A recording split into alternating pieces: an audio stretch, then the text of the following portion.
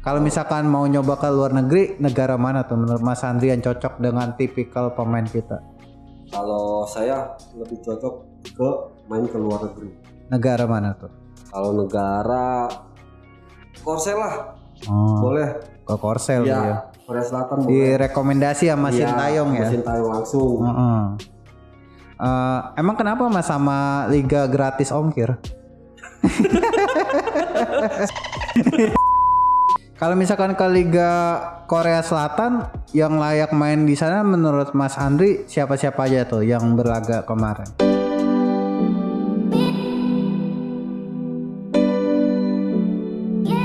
Halo guys, balik lagi bersama saya Abdul sebagai host sekaligus admin dari sosial media GBN Indonesia. Pada kesempatan kali ini di GBN Podcast, saya kedatangan tamu dari internal GBN itu sendiri yang bernama Pak Andri. Ya betul. Andri siapa Pak? Pak Andri. Andri aja? Iya. Oh, ini Pak Andri ini dari staf divisi FS nih ya? Ya, staf operasional. Operasional. Jadi Pak Andri ini kesehariannya ngerjain apa aja tuh? Keseharian saya di staf operasional itu monitoring, kunjungan, supervisi, sekaligus bertemu user. Oh, tapi pas rekrutmen itu ikut terlibat juga nggak? Ikut terlibat dalam perekrut personil. Berarti bareng sama Mas Firman ya? Iya betul. Oh, jadi semua personil kayak cleaning service, driver, semuanya Mas Andri juga ikut itu ya? Ikut merekrut. Oh iya, sebagai disclaimer juga untuk kalian, kami sudah melakukan swab antigen dan hasilnya sama-sama negatif. Dan untuk keberlangsungan acara ini, kami akan mengikuti protokol kesehatan dengan ketat. Kami akan menggunakan masker sepanjang acara ini. Mas Andri ini udah berapa lama nih kerja di GBN? Kalau di GBN itu saya dari tahun 2009. 2009. Di awal di GBN itu saya itu satpam. Satpam ngelamar di GBN waktu itu. Kantor GBN itu belum di sini, masih ikut sama kantor pengelola di atas. Di mana tuh Mas? Kantor pengelola samping pemadam. Oh iya. Berarti Mas Andri ini waktu 2011 ngelamar jadi satpam awal-awal? 2009. Oh 2009. Sorry. Terus gabung ke jadi staff FS tahun berapa tuh? Baru 2001 ini, bulan Agustus 2021. Iya. Oh baru bulan Agustus tanggal 6 2021 karena promosi. Oh karena promosi. Iya. Itu berapa tahun tuh Mas jadi satpam? Satpam kurang lebih 11 tahun. Wih lama ya. Dari BKO, anggota, naik lagi jadi dandru. Oh, terus sebelum ngelamar jadi satpam GBN, sebelumnya udah ada pengalaman satpam kah, ataukah benar-benar pengalaman baru gitu kerja Pengalaman baru. Di GBN itu saya pengalaman baru di satpam. Sebelumnya saya tuh karyawan pabrik. Oh, karyawan pabrik. Karena kan waktu 2007 2008 tuh outsourcing emang udah ada untuk karyawan pabrik. Berarti Mas Andri waktu ngelamar jadi satpam pas usianya berapa tuh? Ngelamar jadi satpam usia saya kalau masih inget ya. Iya. Usia saya 20 tahun. 20 tahun waktu itu? Baru lulus sekitar 2 tahun dari sekolah. Oh, berarti pas jadi buruh pabrik itu udah setahunan ya? Udah setahunan, ya betul. Terus kenapa resign jadi buruh pabrik terus? Buruh pabrik itu kenapa ya? Kan outsourcing. Jadi cuma 3 bulan aja nggak lanjut. Oh, nggak diperpanjang kontraknya gitu. Oh, diperpanjang kontraknya. Oh gitu. Terus kenapa tuh jadi dari buruh ke satpam gitu, kan berbeda jauh tuh job desk-nya. Kenapa tuh? Karena waktu itu cari kerja kan ada susah tuh. Saya sekitar vakum lah, ibaratnya nggak kerja, nganggur di rumah sekitar 7-8 bulan. Ditawarin sama abang sepupu, ada nih lowongan satpam, mau nggak gitu. Ya udah nggak apa-apa daripada nggak kerja. Akhirnya saya melamar di PT GBN gitu. Ini kan saya udah tau lah dikit-dikit gitu ya soal apa yang dipelajari di Gada Pratama gitu. Kan basic menjadi menjalankan tugas pokok satpam lah istilahnya gitu kan. Kalau di Gada Pratama ya. Iya. Nah bedanya tuh sama pelatihan Gada Madya tuh apa tuh dibandingkan Gada Pratama? Bedanya itu lebih ke pemimpinannya aja sih. Kepemimpinan Ke aja. pemimpinan Hmm. gitu. Cara kita ngatur anggota di lapangan, kan cara kita pemimpin itu kan beda-beda, Iya. ya kan? Nggak mungkin sama. Mm-mm. Jadi kita pelajari itu bagaimana kita memanage anggota kita di lapangan. Terus kalau misalkan masalah teknis itu dipelajari lagi nggak Mas di pas pelatihan Gada Madya itu? Dipelajari cuma diulas aja, Diulas aja. diulas. Oh. Nggak begitu banyak. Kalau misalkan pengenalan senjata api, bahan peledak itu di Gada Madya atau Ada. di Gada Madya? Ada di Gada Madya ada juga. Kalau Gada Pratama nggak ada ya? Belum ya. Oh jadi cuman pengenalan aja ya pas di Gada Madya ya? Iya betul. Oh. Lebih banyak ke materinya sih di Gada Madya itu. Lebih banyak materi Iya. dibandingkan praktek ya? Penanganan masalah dibanding praktek itu. Oh oke. Penanganan masalah di lapangan. Kalau misalkan ilmu bela diri di Gada Madya diajarin juga nggak? Ada sedikit. Ada sedikit. Nah, Oh nggak oke. banyak, paling kayak pukulan, ya kan, tangkisan, kayak seperti itu. Kalau tongkat borgol paling diulas aja. Diulas aja Iya. ya. Oke. Terus pas Mas Andri ini mau ikut pelatihan Gada Madya itu keinginan sendiri atau kita nunggu rekomendasi dari atasan dulu gitu? Kayaknya kamu udah mulai cocok nih jadi pemimpin gitu. Kamu harus ngambil pelatihan ini ataukah gue pengen ikut nih pelatihan Gada Madya gitu? Ada. Kalau saya rekomen, Direkomendasi. karena harus. Oh gitu. Iya, karena udah ada andro jadi harus ikut pelatihan Gada Madya. Ada juga anggota yang mau, saya mau ikut nih. Padahal dia belum jadi dandro ya, belum setingkat level pimpinan, tapi dia masih anggota. Boleh. Boleh dia ikut, karena untuk kualifikasi kita nantinya gitu. Gitu. Terus kalau misalkan orang-orang yang Mas Andri yang ceritakan yang kedua itu kayak misalkan dia baru jadi security nih atau satpam, terus pengen ikut aja gitu pelatihan Gada Madya. Ya. Nah itu otomatis langsung jadi dandro ataukah emang harus berproses dulu nunggu? Berproses dulu. Iya. Jadi nggak langsung jadi dandro. Jadi nggak asal ada sertifikat langsung jadi dandro ya? Oh. Iya. Itu pas Mas Andri dari anggota ke dandro berapa lama tuh Mas prosesnya? Itu kurang lebih 3 tahun. 3 tahun. Ngomong-ngomong Mas Andri suka bola kan? Saya suka. Terutama itu timnas sih. Timnas. Iya. Oh. Kalau saya suka dari dulu timnas. Oh gitu. Kalau sepak bola Eropa saya kurang. Sukanya timnas gitu ya? Iya. Oh. Dari dulu sampai sekarang timnas sudah. Kemarin habis itu tuh masuk final AFF. Iya. Tapi sayangnya runner up. Iya itu gitu. juga udah bagus karena kan pemain kita timnas itu masih muda-muda. Iya. Umur 19, 20. Mas Andri ini tanggapannya ke timnas Indonesia yang kemarin berlaga, terutama ke Coach Sintayong ya? Iya, Coach Sintayong. Menurut Mas Andri nih sebagai pengamat sepak bola yang suka timnas, Coach Sintayong menurut Mas Andri layak nggak sih dipertahankan sama PSSI? Kalau menurut saya, Coach Sintayong itu layak. Karena nanti progres timnas kita itu bagus di tangan Coach Sintayong ya. Layak kalau menurut saya layak. Kenapa tuh layaknya? Karena untuk program latihan Coach Sintayong itu bagus. Program latihannya dan untuk nyaring bakat-bakatnya kayak gitu. Apalagi dia nggak make pemain yang ibaratnya udah berumur, dia pakai yang muda-muda. Iya. Kayak gitu. Pemain muda yang Mas Andri suka pas berlaga AFF sepanjang turnamen AFF nih ya, siapa tuh? Yang paling saya suka, Arhan Pratama. Arhan yang dapat the best young player gitu ya? Iya. Kenapa? Lemparan lemparan bolanya itu jauh, itu saya suka. Oh gitu. Sukanya si Arhan ini dari apanya nih? Lemparannya aja? Lemparan pertama sama skill dribble bolanya. Tapi kan si Arhan ini posisinya fullback ya? Iya, fullback. Pas dia transisi bertahan menurut saya kurang oke sih. Dia lebih cocok menyerang ya. Pas menyerang. Kalau dia iya lebih cocok menyerang. Iya, kalau bertahan kurang gitu. Kalau bertahan.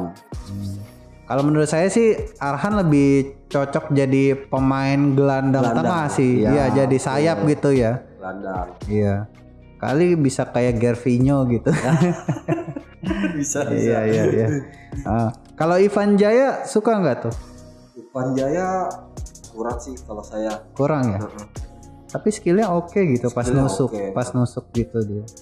Cuman ego aja sih dia. Itu. Yang saya gedek. Saya nggak suka itu egonya doang. Iya.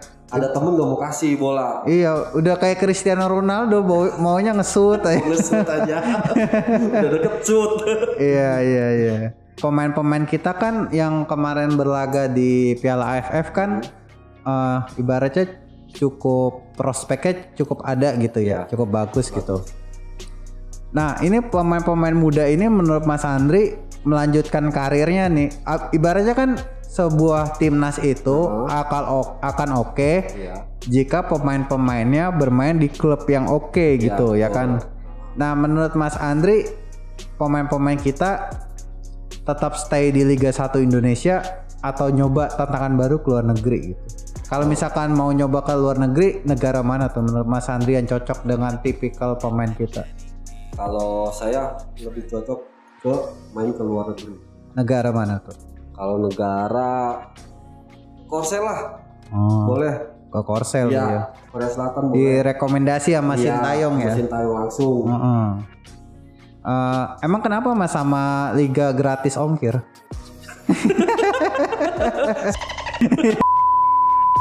Aduh, jangan sebut merek.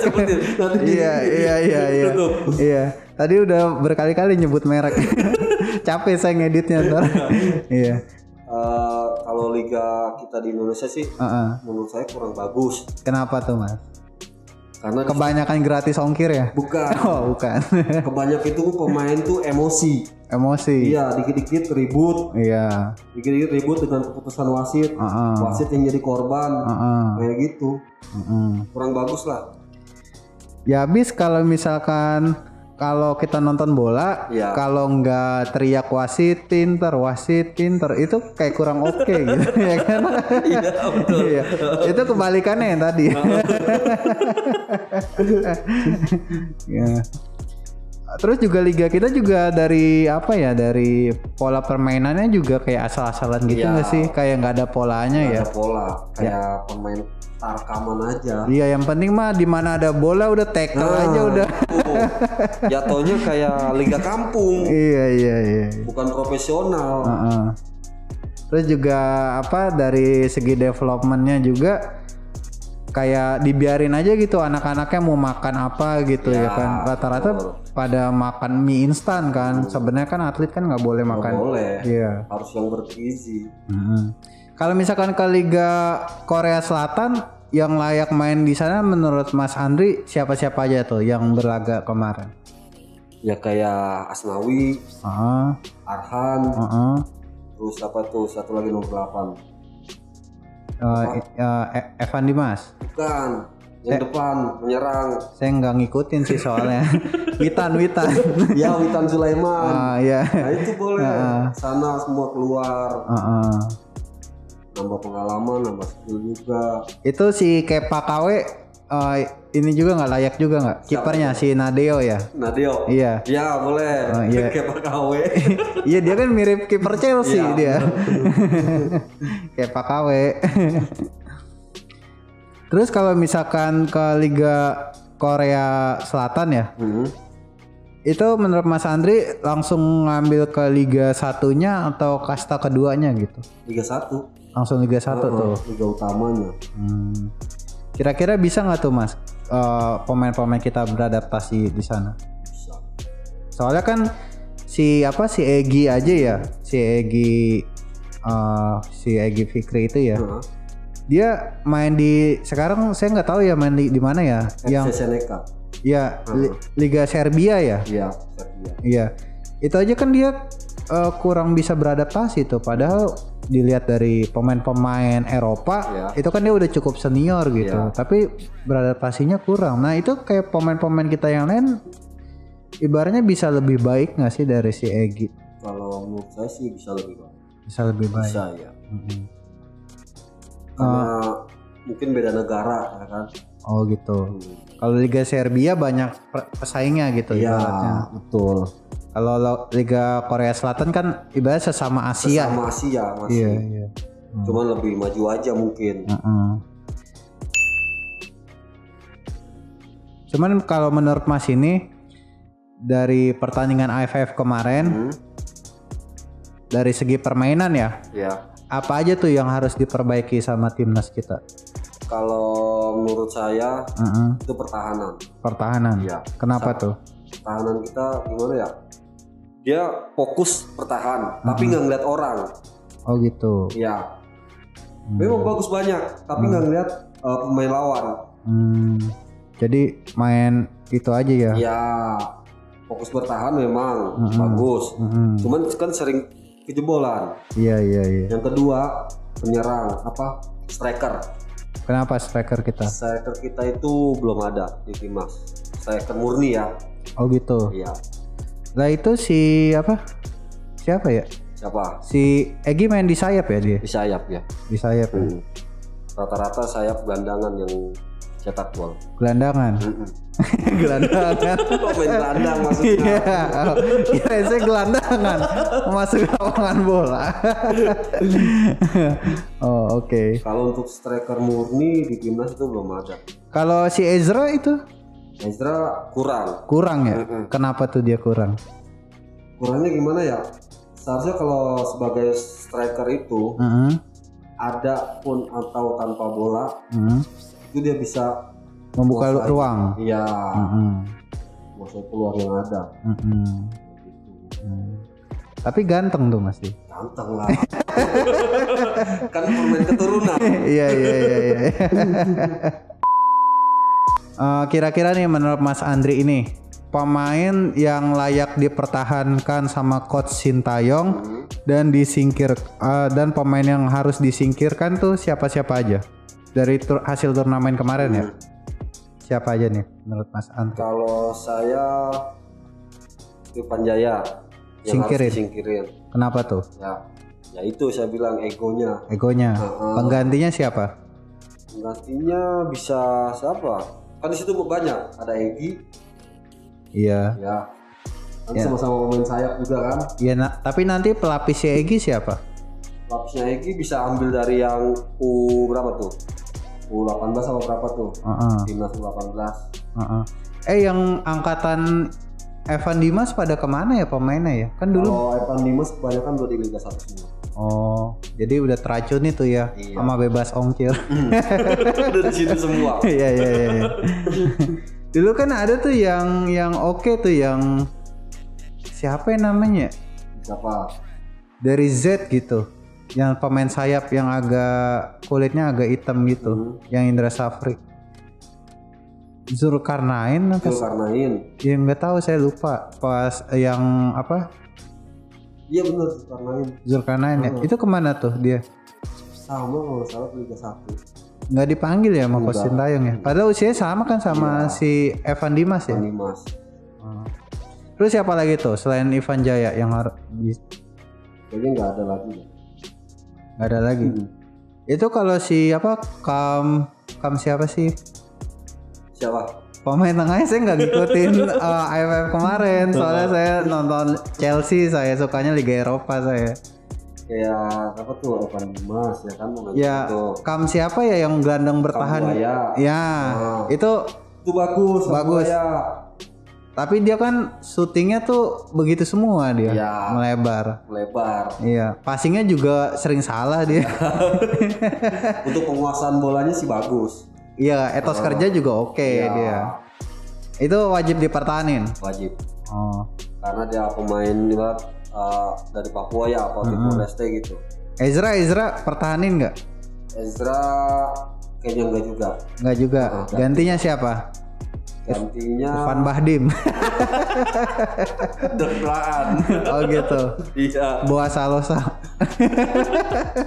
Kalau saya sih ngambil dari yang U18 itu. Oh, siapa? Saya belum tahu nama-namanya. Oh, nggak tahu. Nah, paling lihat nanti ini kan mau ada event lagi tuh. U18. Kalau Nadeo pertahanin. Pertahanin dong, bagus. Oh, tapi terlalu ganteng nih. Jadi artis dong. Iya. Enggak, jadi lawannya tuh enggak fokus. Enggak takutan gitu ibaratnya gitu. Terus kan tadi Mas Andri bilang kita kelemahannya tuh di sektor pertahanan ya. Nah, pertahanan. Nah, center back-nya siapa tuh yang harus disingkirin, siapa yang harus dipertahanin menurut Mas Andri? Yang dipertahanin itu Arhan udah jelas. Udah jelas. Terus siapa lagi? Yang tengah itu siapa tuh? Saya nggak tahu, saya nggak ngikutin AFF. Iya, saya lupa namanya. Oh gitu. Yang tengah. Yang tengah. Bober lah ibaratnya. Iya. Terus nanti pas AFF akhir tahun bulan Desember. Iya. Pemain senior mana yang harus dipanggil Coach Sintayong untuk dikasih kesempatan? Kan harus ada kombinasi ya, jangan pemain muda semua. Muda semua ya. Iya. Menurut Mas Andri pemain mana tuh yang yang di liga gratis ongkir yang harus dipanggil ya sama Coach Sintayong? Kalau menurut saya itu yang satu angkatan sama Evan Dimas. Siapa tuh? Pemainnya yang bagus Evan Dimas doang kan waktu angkatan.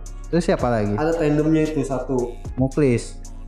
Striker Muklis kan? Iya. Terus siapa? Maldini. Nah itu. Yang sayap tuh ya. Itu kemana sih dia Maldini Pali itu? Maldini Pali sama masih di Liga 1 kalau salah. Oh gitu. Udah redup ya nggak kedengeran. Saya soalnya nggak ngikutin Liga 1 sih. Iya. Gitu. Tandem itu si Maldini jadinya yang harus dikasih kesempatan. Ya, Maldini Pali. Pemain-pemain senior kayak Thibaut Octomaniani. Kayaknya enggak deh. Enggak. Boas masih main nggak sih? Masih ya? Boas Salosa itu udah enggak pensiun. Oh itu kan dia bukannya main ya pas ke Persipura terus pindah tuh ke Persikabo ya. Terus abis itu pensiun. Oh gitu. Kali Bambang Pamungkas panggil lagi suruh main. Dia kan megang klub kalau nggak salah Pak, jadi pelatih. Oh, liga berapa tuh dia? Di liga berapa tuh? Gua pas 1. Oh gitu. Pelatih tuh. Terus harapan Mas Andri nih untuk liga gratis ongkir kita nih apa tuh ke depannya? Ya lebih baik lagi aja. Lebih baik. Terutama dalam hal apa? Emosinya ya, jangan terlalu emosi. Itu aja sih. Terus mungkin sama infrastrukturnya juga kali ya diperbaiki ya. Iya. Infrastruktur lapangan, stadion. Soalnya kan kita kan dari warga negara Indonesia juga penduduk terpadat nomor 4 di dunia. Terus kita juga ada budaya sepak bola kan. Semua warga kita juga suka sama sepak bola kan. Masa iya kita kalah sama Singapura ya kan? Nah, itu. Negara yang lebih kecil daripada kota Depok. Iya. Kan? Itu. Iya. Dia Singapura itu gitu-gitu dia udah menangin 5 piala AFF kan? Betul. Kita udah 8 kali jadi runner up. Iya.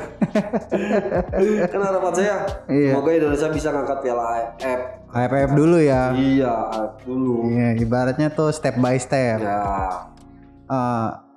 Terus kalau menurut saya nih Mas ya, untuk ke sana sih mustahil menurut saya. Kenapa? Karena lihat aja tuh record dari PSSI dalam nge-hire pelatih. Iya. Cuman setahun 2 tahun ganti. Nah, iya kan sebelumnya kan yang pertama nih ya, yang cukup berprestasi di AFF tuh yang zamannya Ivan Bahdim masih muda, si Marcus Horizon, Octomaniani, itu Alfred Riedel kan. Ya, Alfred Riedel. Nah itu lumayan oke menurut saya ya kan, ya lumayan ngelawan lah gitu. Nah itu aja setahun 2 tahun pecat. Terus setelah itu ganti siapa ya? Bima Sakti bukan? Bukan. Siapa itu dari Luis Milla. Iya kalau nggak salah. Luis Milla ya. Nah, Luis Milla Ya. lumayan oke tuh, tiki taka permainan Spanyol gitu ya kan. Setahun 2 tahun kalau nggak salah dia anaknya meninggal gitu ya. Terus balik ke Spanyol terus nggak diperpanjang sama PSSI, ganti sama Coach Bima tuh ya kan. Ya terus permainannya kurang oke, ganti sama yang menang Liga 1 kemarin si McManamy ya. Iya. Mainnya jelek, ganti lagi sekarang Coach Sintayong gitu. Nggak gimana Indonesia mau maju gitu kalau misalkan track record pelatih kita aja kan cuma setahun 2 tahun gitu. Nah menurut Mas Andri nih sebagai fans sepak bola nih, range waktu yang oke nih buat Coach Sintayong berapa tahun tuh biar supaya Indonesia berprestasi? Minim ya? Iya minimal. Minimalnya itu 5 tahun. 5 tahun tuh. Baru kelihatan. Oh gitu. Berarti nunggu Pak Jokowi turun baru ganti gitu. Iya, Oh betul. gitu. Ganti presiden baru ganti pelatih. Oh iya. Ibaratnya mah biar si Coach Sintayong nanam filosofi ke timnas kita dulu ya. Iya. Saya suka tuh ngelihat timnas Korea Selatan yang ngalahin Jerman tuh. Iya. Yang tahun itu kan yang waktu masih Coach Sintayong jadi pelatih timnas Korea Selatan kan. Itu tuh pola permainannya Spartan gitu, ngepress, high press gitu. Walaupun kan dari secara skillnya kan pemain Jerman sama pemain Korea kan jauh banget ya kan. Ya kan ibaratnya kayak Indonesia sama Thailand kemarin gitu. Indonesia kan di bawah 2 level di bawahnya Thailand kan. Tapi kita sebenarnya bisa ngelawan pas leg kedua itu kan. High press terus neken permainannya gitu ya kan. Nah, menurut saya sih kasih waktu dulu ya kan sampai 5 tahun. 5 tahun. Iya biar pemain kita tuh udah ada standarnya tuh timnas Indonesia mainnya tuh kayak gini gitu ya kan Spartan maju ke depan terus gitu iya. Kan waktu zaman Boa Salosa masih muda juga kan permainan kita juga kan kayak gitu kan high press kan Spartan gitu. Iya. Gitu. Walaupun bodo amat gitu bola di mana udah kita Spartan aja.